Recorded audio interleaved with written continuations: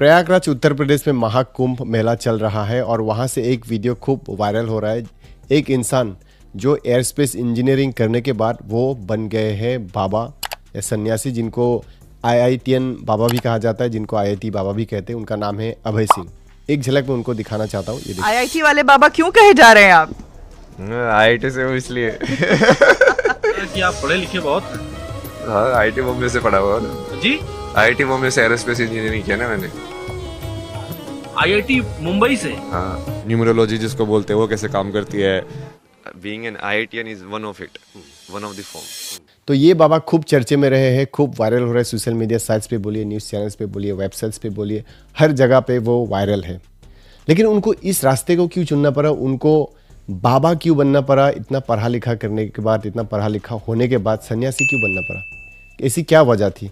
वो तो aerospace engineering किए थे उन्होंने, उसके साथ साथ उन्होंने मास्टर्स डिग्री भी की थी, और जिसका वैल्यू, जिसका डिमांड बहुत होता है, लाखों में सैलरी मिलता है एयरस्पेस इंजीनियरिंग करने के बाद। चाहे तो वो फ्लाइट टेस्ट इंजीनियर बन सकते थे, चाहे तो आप वो एयरक्राफ्ट सिस्टम इंजीनियर बन सकते थे, एटसेट्रा। ऐसे कई सारे फ्यूचर्स थे उनके, बहुत सारे अच्छे अच्छे करियर्स थे जो कि बहुत हाई डिमांडिंग जॉब्स उनको मिल सकते थे। लेकिन उन्होंने ये रास्ता क्यों चुना?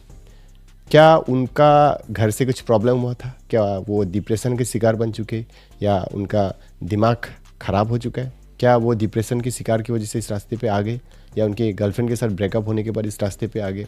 और उनका एजुकेशन क्वालिफिकेशंस और उनके एक्सपीरियंस क्या क्या? उन्होंने तो लाखों के पैकेज के नौकरी भी छोड़ दिया था, और वो कहाँ पे नौकरी करते थे उसके बारे में भी आगे आप लोग को बताऊंगा। और उनके फैमिली की तरफ से क्या रिस्पॉन्स है, और उनके फैमिली के लोग क्या उनको वापस घर बुलाना चाहते या नहीं चाहते, या घर से उनको निकाल दिया गया है, सारा चीज़ आप लोग को इस वीडियो में बताऊंगा। सबसे पहले तो उनके profession, education and work experience के बारे में बताना चाहता हूं, और उनका जन्म कहाँ पे हुआ था। देखिए, ही बिलोंग्स टू हरियाणा में उनका जन्म हुआ था। उनके पिताजी एडवोकेट थे, Karan Grewal, his father name is Karan Grewal. और उन्होंने पढ़ाई कहाँ तक की थी और क्या क्या डिग्रीज की थी? देखिए, उन्होंने पढ़ाई IIT बॉम्बे से एयरस्पेस इंजीनियरिंग की पढ़ाई की थी, वहाँ से उन्होंने ग्रेजुएशन किया था। He did graduation from IIT Bombay in aerospace engineering. आप सोच के देखिए, एयरस्पेस इंजीनियरिंग करने के लिए ये अपने आप में बहुत बड़ी बात होती है। GE का जो एंट्रेंस होता है वो क्लियर कर नहीं पाते, लाखों लोग क्लियर नहीं कर पाते, लेकिन वो क्लियर करके वहाँ से वो ग्रेजुएट भी हैं। IIT बॉम्बे में थे, 4 साल वहाँ पे पढ़ाई की, फिर वहाँ से MDes किया, और उसके बाद उन्होंने मास्टर्स डिग्री की थी डिज़ाइन में। दैट मीन्स वेबसाइट डिज़ाइनिंग बोलिए, ग्राफिक डिज़ाइनिंग, उन सारे चीज़ों पे, उस फील्ड पे उन्होंने मास्टर्स डिग्री भी की थी। डिज़ाइन डिग्री है ना, ये डिज़ाइन में होता है interaction design, visual communication, product design, animation, ये सब चीज़ें। तो वो सब चीज़ें सीखी पहले भी। और उन्होंने नौकरी भी की थी। He live in Canada for 3 years and he worked there. 3 साल के लिए वो काम किए थे, नौकरी किए थे।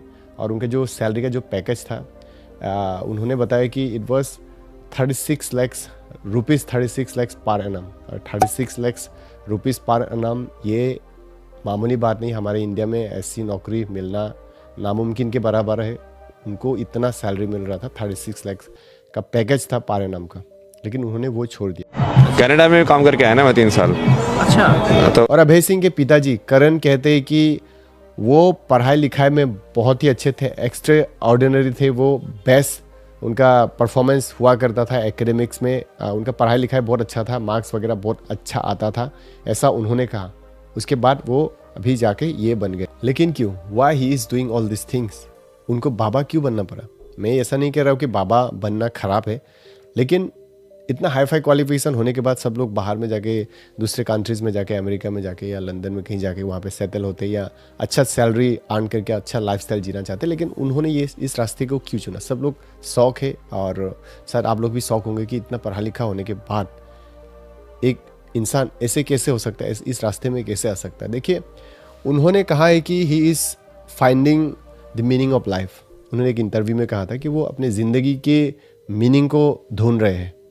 ये समझने के लिए ना आगे मीनिंग ऑफ लाइफ है क्या, करना क्या है। तो उस टाइम पे समझ में आया कि अच्छा, पैशन मीनिंग ऑफ लाइफ है। तो और उनके जितने भी सारे इंटरव्यूज देखेंगे ना, उनके बातों को एक बार सुनेंगे तो आपको सुनते रहने का मन करता है, क्योंकि वो इस तरीके से जवाब देते हैं ना। वो कहते हैं कि सवाल में ही जवाब है, और वो इस तरीके से जवाब देते हैं कि वो बहुत सोच समझ के, मतलब जो मीनिंग होता है ना, बहुत मतलब एग्जैक्ट मीनिंग देते हैं जो दिल को छू जाता है, और जो रियलिटी से वो कनेक्टेड रहता है। और वो ही often talks about the physical reality, mental reality के बारे में बात करते, थॉट्स ड्रीम्स के बारे में बात करते, और ऐसे कई सारे चीज़ों के बारे में इंटरव्यूज़ पे वो बात करते, जो कि बहुत अद्भुत कह सकते हैं आप। इसीलिए भी है क्योंकि शायद एक्स्ट्रा ऑर्डिनरी तरीके से वो बात करते। I mean, capability wise, I never had a problem. But somewhere, like something was lacking or something was not connecting in a sense. So then you keep finding, like, what is this empty feeling or what is this emptiness that you are searching for? ज्ञान, जिसका ज्ञान बहुत ज़्यादा होता है ना, उन लोगों के साथ आप बातचीत भी करेंगे तो आपको उल्टा सीखने को मिलता है। बहुत कुछ आप सीख सकते हो, या एक बार सुन के आपको लगता है कि हाँ यार ये तो सही बोल रहे हैं। तो इस तरीके से वो बात करते हैं। थोड़ा आप लोगों को सुनाना चाहता हूँ। अलग अलग चीज़ें ना, जैसे ये पूरा मैं इकोनॉमिक्स को वैल्यू सिस्टम जैसे मैंने लिखा ना, वैल्यू सिस्टम मतलब किसी चीज़ का तुम्हारी लाइफ में मीनिंग क्या है, और फिर डिमांड जो होती है वो तुम्हारा मीनिंग और उसका रिलेटिव मीनिंग सोसाइटी में क्या है उसके हिसाब से क्रिएट होती है। और बहुत सारे लोग तो कहते हैं कि वो पागल हो गए। अगर पागल होते तो क्या वो इस तरीके से जवाब दे पाते, इतने आसान तरीके से जर्नलिस्ट का जवाब वो दे पाते? और जो जवाब देते जर्नलिस्ट लोग भी शॉक हो जाते, मतलब बहुत एग्जैक्ट तरीके से देते, मतलब बहुत मीनिंगफुल होता है। और ये जो स्पिरिचुअल जो ज्ञान होता है ना, ये भी एक ज्ञान होता है।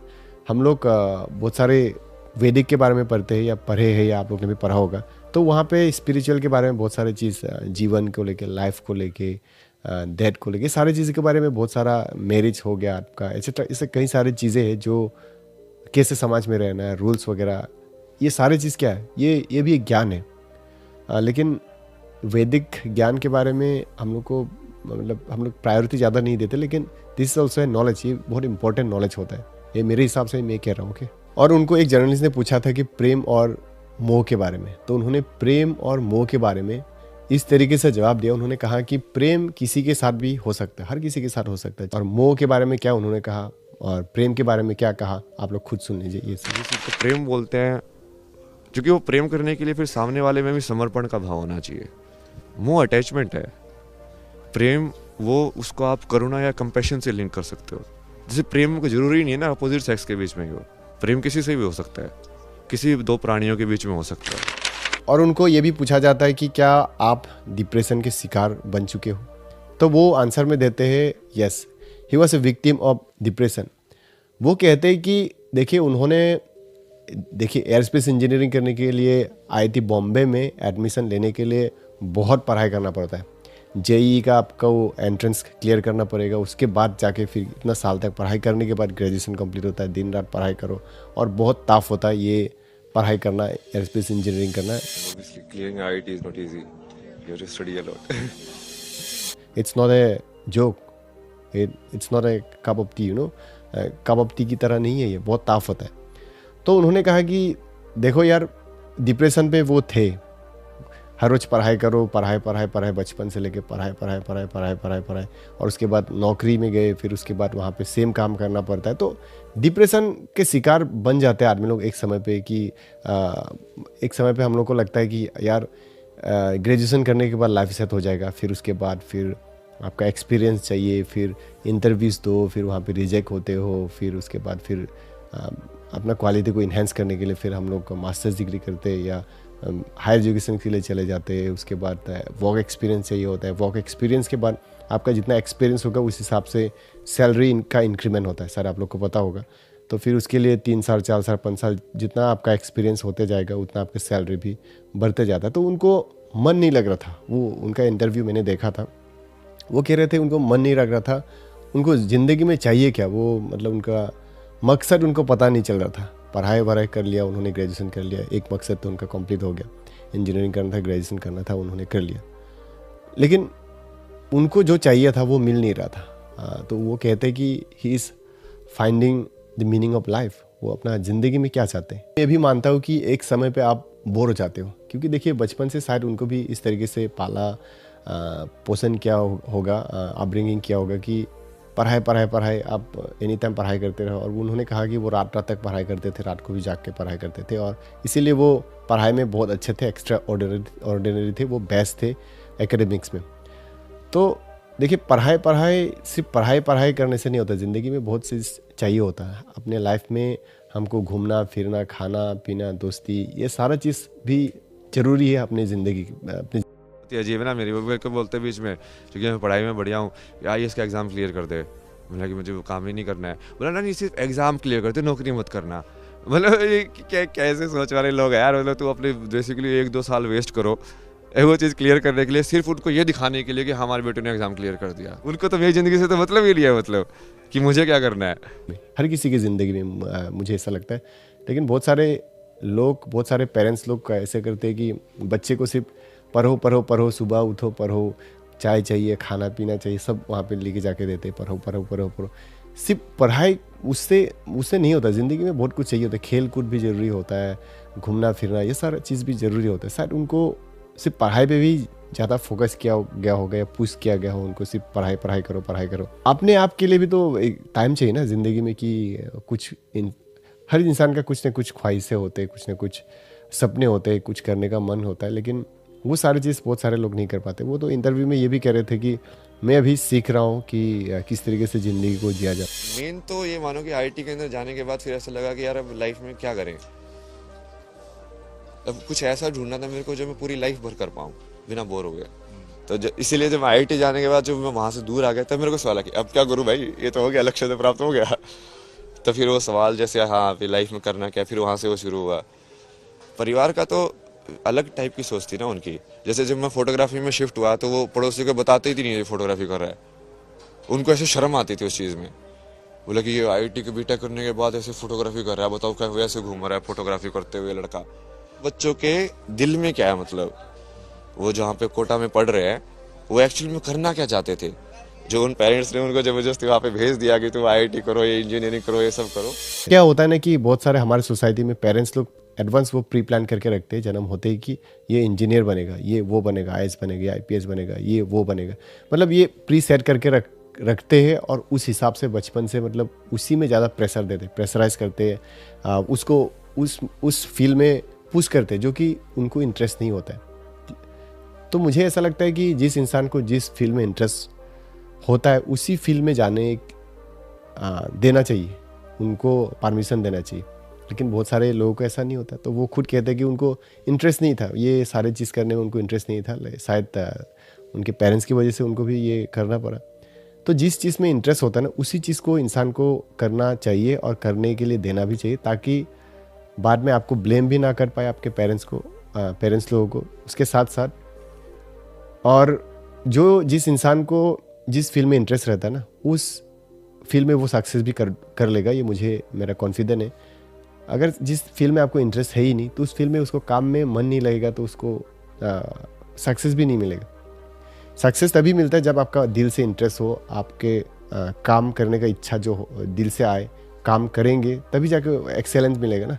आपको काम करने का मन नहीं, आपको जोर जबरदस्ती काम करवाया जा रहा है, तो उसमें आप सक्सेस कभी नहीं पा सकते। और सेटिस्फेक्शन चाहिए, मेरा इसका मतलब ये है कि कोई भी चीज़ आप करो ना ज़िंदगी में सेटिस्फेक्शन चाहिए। आप चाहे आप रिलेशनशिप में बोलिए, हस्बैंड वाइफ में आपका सेटिस्फेक्शन नहीं होगा, बातें नहीं होता है, मतलब अच्छे से म्यूचुअल अंडरस्टैंडिंग वगैरह नहीं होता, उस तो मीनिंग क्या हुआ। तो वही ना कि आप नौकरी कर रहे हो, मेरा दोस्त एक नौकरी करता है लेकिन वो सेटिस्फाइड नहीं है, तो उसको मन नहीं रहता वहाँ पे, काम करने का मन नहीं करता है, वो मतलब पैसे के लिए उसको काम करना पड़ रहा है, सैलरी के लिए काम करना पड़ रहा है। तो मुझे ऐसा लगता है कि जितने भी सारे अगर पेरेंट्स सुन रहे हो तो आप लोग को भी मैं कहना चाहूँगा कि देखिए, मेरे हिसाब से मैं कह रहा हूँ कि बच्चों को जो अच्छा लगता है ना वो चीज़ करने के लिए देना चाहिए। नहीं तो बाद में आगे जाके वो इंसान जब ज्ञानी बन जाएगा, जब व्हेन ही ग्रू अप, जब वो बड़ा हो जाएगा, तो उसके बाद वो इंसान जिसमें उसको इंटरेस्ट है उस चीज़ में वो चला जाएगा। आप प्रेशराइज करके उस इंसान को नहीं रख सकते। तो शायद अभय सिंह को भी ऐसा ही कुछ किया होगा, शायद, मैं ब्लेम नहीं कर रहा हूँ पेरेंट्स को। तो ऐसा हो सकता है, जिस हिसाब से वो जवाब देते, जिस हिसाब से वो बोलते हैं, जहाँ पे आप आदमी को अच्छा लगता है उसी जगह पे काम करना चाहिए, चाहे छोटा हो बड़ा हो, आपको जहाँ पे अच्छा लगे वहाँ पे हम लोगों को काम करना चाहिए। मुझे भी ऐसा पर्सनली, मेरा भी ऐसा मानना है और मैं इसमें बिलीव भी करता हूँ, मैं खुद ऐसे ही करता हूँ। और एक बात कहना चाहूँगा कि देखिए, आप सिर्फ पढ़ाई करके ही बड़े आदमी बनेंगे ऐसी बात नहीं है। सिर्फ आप इंजीनियरिंग करेंगे तो आप बड़े आदमी बन जाएंगे ऐसी बात नहीं। आप बहुत सारे चीज़ों को करके, कई सारे फील्ड्स, अलग अलग आप डिफरेंट फील्ड्स में आप जाके, डिफरेंट प्रोफेशन में जाके आप अपना नाम कर सकते हैं, अपना आइडेंटिटी बना सकते हैं, पैसा बना सकते हैं। You can make money, you can earn your identity, you can become popular. अब बहुत सारी चीज़ें हैं जो करके भी हम सक्सेसफुल बन सकते हैं। लेकिन बहुत सारे ऐसे पेरेंट्स होते हैं कि तुझे इंजीनियर ही बनना है, तुझे डॉक्टर ही बनना है, ये ऐसा कह देते, और वो लोग सोचते हैं कि वही सबसे बड़ा सक्सेसफुल है। उसका बेटे का इंटरेस्ट कहाँ पे वो पता नहीं होता है। जहाँ पे आदमी को इंटरेस्ट हो ना उस फील्ड में थोड़ा सपोर्ट वगैरह मिल जाएगा ना, तो वो इंसान एक सक्सेसफुल इंसान बन सकता है उस फील्ड में। क्या उनके पेरेंट्स उनको फिर से अभय सिंह को वापस घर लाना चाहते? यस ऑफ कोर्स लाना चाहते। उनके एनडीटीवी के इंटरव्यू पे उनके पेरेंट्स को पूछा गया था, तो उन्होंने बोला कि हाँ, वो लोग चाहते हैं कि वो उनके बेटे फिर घर वापस घूम के आ जाए, और कई महीनों से उनके साथ बातें नहीं हो रही, ऐसा कहा। और तो अब भी चाहता हूँ अब वो घर आकर के अपना संभाले और भाई अपना काम करे, परंतु शादी के बारे में क्या उन्होंने कहा, क्या वो शादी करना चाहते? तो उन्होंने कहा कि उन्होंने पेरेंट्स को बचपन से मतलब क्वारलिंग, ही विटनेस क्वारलिंग, फाइटिंग, पेरेंट्स का झगड़ा वगैरह बचपन से बहुत देखा, उन्होंने ऐसा कहा है। और जिससे वो डरते हैं शादी करने के बाद ये होगा वो होगा, मतलब वो सब देख के एक्सपीरियंस करने के बाद आदमी लोग डर जाते हैं ना, जब देखते हैं कि शादी के बाद ये हालत है भाई, तो मैं शादी नहीं करूँ। मेरे पास फ्रीडम है, फिर मैं बंधा हुआ नहीं हूँ, वही तो मुक्त है, वही तो फ्री है। ऐसा तो नहीं इसी डर से शादी वादी नहीं की और फिर बाबा हाँ एग्जैक्टली उसकी वजह से मुझे ऐसे लगता था कि अरे शादी वादी तो क्या है, ये सब यही सब लड़ाई झगड़ा कर रहा है, तो दुनिया में यही से बढ़िया तो अपने अकेले जियो, बढ़िया जीवन जियोगे। तो वो कहते कि he want to stay peaceful, वो पीस रहना चाहते, सोलिटेरी रहना चाहते, वो अकेले रहना चाहते, मतलब उस हिसाब से वो जीना चाहते, वो शादी नहीं करना चाहते, ऐसा उन्होंने कहा। महाकुंभ मेला में सिर्फ अभय सिंह ही एक पढ़े लिखे इंसान वहाँ पे मौजूद है या गए हुए हैं उस मेला में, ऐसे नहीं है। वहाँ पे बहुत सारे लोग, दुनिया के अलग अलग लोग वहाँ पे जाते हैं। एक्सपेक्टेशन किया गया है कि 42 करोड़ लोग वहाँ पे वर्ल्ड वाइड से वहाँ पे डिवोटीज लोग जाएंगे, वहाँ पे पूजा करने के लिए जाएंगे कुंभ मेला पे। और वहाँ पे, और मैंने देखा कि बहुत सारे बाबा बहुत एजुकेटेड होते हैं, बहुत ज्ञानी होते हैं। हिंदी बोलिए या आप कम्युनिकेशन में आप इंग्लिश में बोलिए या हर भाषा में वो लोग अच्छे से बात कर सकते हैं। एक झलक आप लोगों को थोड़ा दिखाना चाहूँगा, ये सुनिए। They have highest knowledge. They cannot express, but they have experienced something. Pull that out. Put it in your writing, send it across. He said, yes, that's my word. जहाँ पे बहुत सारे लोग मेंटल पीस के लिए जाते हैं, सोलिटेरी के लिए जाते हैं। मतलब किसी को कभी कभी ऐसा नहीं लगता है कि आपको कि आप दिन रात ऑफिस, कभी कभी आपको थोड़ा ब्रेक लेते हैं, आप लोग थोड़ा घूमने के लिए बाहर चले जाते हैं, पहाड़ों में चले जाते हैं कहीं घूमने, तो कुछ अच्छा लगता है हम लोग को, राइट? ऐसा मुझे भी फील होता है। तो बहुत सारे लोग अपना मेंटल पीसफुलनेस के लिए, मेंटल पीस के लिए भी वहाँ पे आते हैं उस जगह पे, उस मेला पे, उस कुंभ मेला पे। तो और उनको टिप्पणियाँ तो बहुत सारे लोग कर रहे हैं कि पागल हो गया होगा या ये वो, बहुत सारे लोग अलग अलग कमेंट कर रहे हैं, टिप्पणियाँ बहुत सारे लोग कर रहे हैं। क्योंकि देखिए, लोग आपको कुछ भी बोलेंगे, आपको पागल बोलेंगे, ये बोलेंगे, वो बोलेंगे। ऐसे तो अल्बर्ट आइंस्टाइन को भी, उनको भी पागल बोला गया था, कहा गया था, लेकिन क्या वो पागल थे? नहीं थे पागल।